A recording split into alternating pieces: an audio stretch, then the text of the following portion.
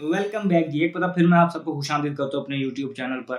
3 साल 8 महीने और 11 दिन बाद अगर हम इनको डेज में कन्वर्ट करें तो 1438 दिन बाद टेस्ट मैचेस के हवाले से देखें तो 11 टेस्ट मैचेस बाद फाइनली पाकिस्तान होम पे टेस्ट मैच जीता है। सेकंड टेस्ट इंग्लैंड के अगेंस्ट जो खेला गया मुल्तान में, वो पाकिस्तान ने 152 रन से जीत लिया। और जिसे कहते हैं ना, ये कुफर टूटा खुदा खुदा करके, और बड़ी अच्छी विक्ट्री और बड़ी कन्विंसिंग विक्ट्री। और जिस तरीके से कमबैक किया पाकिस्तान ने सीरीज में और अपनी जो है टैक्टिक्स को 360 डिग्री टर्न दिया, जहां पर पेस हैवी अटैक था उसको स्पिन हैवी अटैक किया, और कंडीशंस जो है स्पिनर्स को जो सूटेबल थी वो प्रोवाइड की गई, और स्पिनर्स ने उसका जवाब बड़े अच्छे तरीके से दिया और एक्सपेक्टेशन से पूरा उतरे, अपने सिलेक्टर्स की भी और कैप्टन की भी। अब अगर मैच की बात करते हैं तो थ्रू आउट द मैच हम आपको बताते रहे हैं, हर डे के बाद डे 3 तक हमने कवर कर लिया था। तो मैंने कल आपको बताया था कि ये आज का दिन जो है ये रिजल्ट आने का डे है, क्योंकि ये क्या कहते हैं, राइटिंग ऑन द वॉल था कि आज रिजल्ट आना है सिचुएशन देख के। और ये कोई बड़ी बात नहीं थी, कोई भी ये चीज प्रेडिक्ट कर सकता था। लेकिन पाकिस्तान ने आज के दिन में बहुत आउटस्टैंडिंग बॉलिंग की। अगेन अगर हम देखें, पाकिस्तान को 8 विकेटें लेनी थी और पाकिस्तान ने वो ले ली। ओवरऑल अगर हम इस इनिंग में देखें तो इंग्लैंड सिर्फ 33.4 बॉल्स ही खेल पाया है और पूरे 34 ओवर भी नहीं खेल पाया। तो यहाँ से अंदाजा लगाएं कि कभी कभी जो है आपको चीजें जो जिस तरीके से आपकी अग्रेसिव अप्रोच है वो आपको बैकफायर भी करती है, लेकिन इसका ये मतलब नहीं वो अप्रोच गलत है। कभी ना कभी आपको कंडीशन और सिचुएशन के हिसाब से जो है रोल स्विच करने पड़ते हैं। लेकिन खैर, इंग्लैंड का स्टाइल है। सबसे पहले तो अगर हम बात करें तो इंग्लैंड के हवाले से कुछ पहले कवर कर लेते हैं, फिर पाकिस्तान की तरफ आते हैं। इंग्लैंड को इस टेस्ट मैच में पॉजिटिव नजर आए। बेन डकेट की इनिंग के हवाले से देखें, मैं अगर यहाँ पर बात करूं तो बैटिंग में बेन डकेट ही उनके लिए एक स्टैंड आउट परफॉर्मर है। लेकिन साथ अगर मैं एक चीज थोड़ी ऐड करता चलूं कि अगर उनकी बॉलिंग लाइन को देखा जाए तो ओवरऑल पूरी बॉलिंग लाइन ने अच्छी बॉलिंग की। स्पिनर्स ने भी, जैक लीच, शुएब बशीर ने बड़ी अच्छी बॉलिंग की। लेकिन मैं बहुत ज्यादा इंप्रेस्ड हूं उनके पेसर से। वो बहुत उनका जो है उनका लक उनको फेवर नहीं किया उतना, लेकिन उन्होंने जितनी अच्छी बॉलिंग की वो आपको उनके जो फिगर्स हैं वो शो नहीं करे, लेकिन उन्होंने बॉलिंग बहुत अच्छी की। अगर लक उनका साथ देता तो रिजल्ट और हो सकता था। जिस तरह मैं आपको एग्जांपल दूं कि सऊद शकील का कैच गिराना, कामरान गुलाम का कैच गिरा, इसके अलावा आगा सलमान के जो एक ही ओवर में 2 कैचेस गिरे, वो वहां से अगर हम बात करें तो वो अगर हो जाते तो सिचुएशन कुछ और हो सकती थी पॉसिबली। लेकिन उनके पेसर्स ने बड़ा इंप्रेस किया। ओवरऑल अगर हम बात करें तो इंग्लैंड के लिए सेकंड इनिंग में बैटिंग में सिर्फ थोड़ी सी जो उनके पॉजिटिव बात है कि बेन स्टोक्स ने टाइम स्पेंड किया, 37 रन उन्होंने स्कोर किए।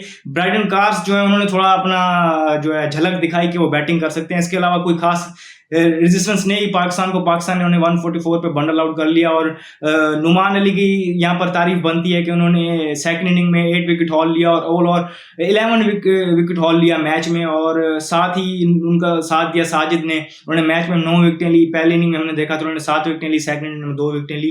अब यहाँ पर बात अब जब पाकिस्तान की तरफ आई गई है तो पाकिस्तान के लिए जो ऑर्केस्ट्रेट किया है जिन्होंने इस विन में, अगर हम स्टार्ट करें तो साइम अयूब, कामरान गुलाम, फिर अगर हम बात करें तो आगा सलमान और नुमान अली और साजिद अली, इन दोनों की, नुमान अली और साजिद अली की बैटिंग में कंट्रीब्यूशन, नुमान अली ने फर्स्ट इनिंग में और साजिद अली ने सेकंड इनिंग में जो कंट्रीब्यूशन की है वो बहुत इंपॉर्टेंट थी। बॉलिंग तो उन्होंने 20 विकेटें ली।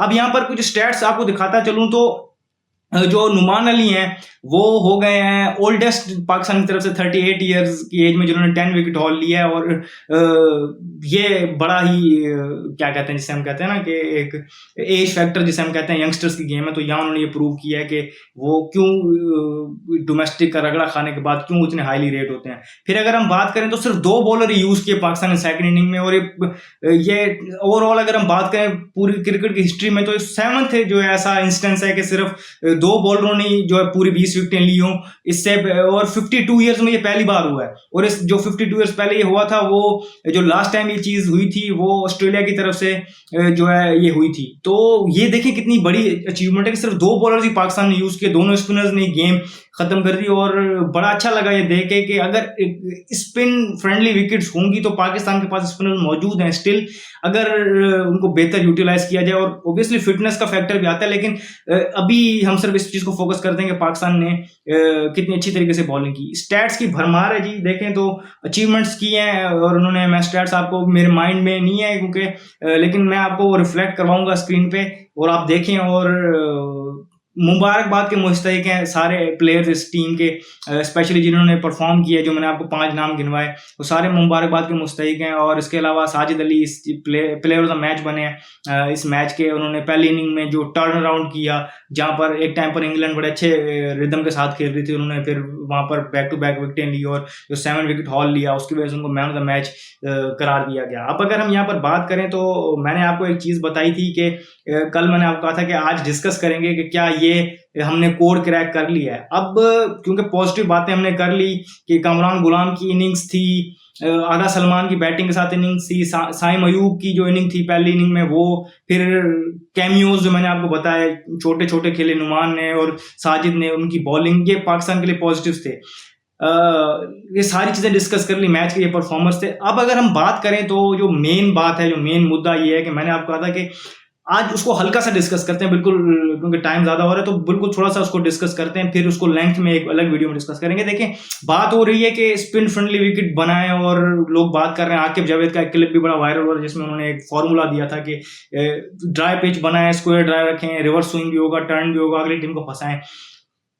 पार्शली मैं अग्री करता हूँ कि ये हो सकता है, और अगर ये हो सकता है हर पिच पे तो ठीक है, ये फॉर्मूला हम वे फॉरवर्ड है हमारे लिए। लेकिन अगर एक मिनट के लिए सोचें कि जो उसकी एक अदर साइड है उसको देखना भी लाजमी है कि अगर हम पहले बैटिंग ना करते, इंग्लैंड पहले बैटिंग करता और इंग्लैंड का नोइंग इंग्लैंड जिस तरह वो खेलता है, वो एक थोड़ा लंबा टोटल लगाता और तेज खेल जाता और गेम से दूर लेके जाता, हमें फिर यहाँ चौथी इनिंग खेलनी थी। तो सिर्फ बॉलिंग नहीं करनी है आपको टर्निंग पिच पे, आपको बैटिंग भी करनी है। इसका ये मतलब नहीं कि ना बनाए, मतलब ये है, और जो मुद्दा मेरा ये है कि स्किल्स डेवलप करें। ठीक है, आप बनाएं टर्निंग विकेट तो आप बैटर्स भी ऐसे प्रोड्यूस करें, और हैं जिस तरह डोमेस्टिक से लोग खेल के आते हैं वो उनके पास, उनको मजीद पॉलिश करें, गैप कम करें डोमेस्टिक और इंटरनेशनल का, सर्फेसिस को डिफरेंट तरीके से बनाएं तो ये पॉसिबल हो सकता है। एक और मुद्दा जो मेरा ये है कि इससे पहले ये बार बार कहा गया और डिमांड की गई क्रिएटर से कि आप बना के दें स्पिन फ्रेंडली ट्रैक, तो नहीं बना के दे रहे, और अजहर महमूद की भी रिसेंट प्रेस कॉन्फ्रेंस में मुझे याद, उन्होंने कहा कि नहीं बना सकते। कहीं ना कहीं ये बात देखी जाए तो इससे पहले भी डिमांड किया होगा लेकिन नहीं बना पाए थे। ये चीज माइंड में रखनी चाहिए कि ये यूज विकेट थी। अभी आज अपेरेंटली इस पिच पे 9वां दिन था, तो ये चीज हमने माइंड में रखनी है। ये 10वां दिन था ये, तो ये चीज हमें अपने माइंड में रखनी होगी कि हर दिन हमें ये नहीं मिलेगा कि 9वां और 10वें दिन की पिच मिल रही हो। अगर अब बड़ा सवाल है कि पिंडी जाएंगे, क्या पिंडी में ऐसी विकेट मिलेगी? ऑब्वियसली खबरें चल रही हैं कि इंस्ट्रक्शन मिल गई उनको, पिच को जितना ड्राई रख सकते हैं उतना ड्राई रखें, लेकिन वेदर का, कंडीशंस का फर्क पड़ता है कि स्पिन हो तो वो जो जिप थ्रू करती है स्पिन, जिसे कहते हैं शार्प जो होता है ना, बॉल स्पिन लेता है वो हो, और बड़ा जो होता है सेंटर से भी ब्रेक हो और मैनेजेबल ना हो। एक होता है जो ढीला और स्लो डाउन होता है, जो मैनेज होता है वैसा ना हो। तो ये चीजें माइंड में देखनी पड़ेंगी कि या ये हम कर सकते हैं, और करने के बाद दूसरा मुद्दा ये है कि हमारे बैटर्स वहां टैकल कर सकते हैं। अगर ये 2 बॉक्सेस हम टिक करते हैं तो वे फॉरवर्ड है और जो फॉर्मूला है तो हम क्रैक कर चुके हैं। अगर नहीं तो इन सवालों के जवाब देने होंगे और उनको इंप्रूव करना होगा। इस वीडियो में फिलहाल इतनी, मुझे दीजिए इजाजत, शुक्रिया, अल्लाह हाफिज।